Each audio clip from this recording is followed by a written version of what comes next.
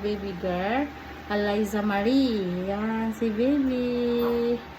Ang cute-cute ng kanya baby. Ayan. Ala, gutom na siya. Kain muna si mami. Ayan. Ang oras ka ng anak kanina. Ano? Parang 2, ano yata 1:42. Ayan, 1:42 AM. Pinanganak si baby. Ayan. 2.9 kilos naman si baby. Ayan. Oh. Hello. Pulupot yung kanyang pusod.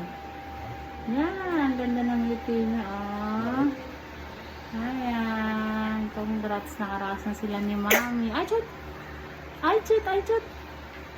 Hala. Ayan nga. May initial vaccine. Bibigay na rin kay baby. Hi. Bye-bye. Thank you for watching.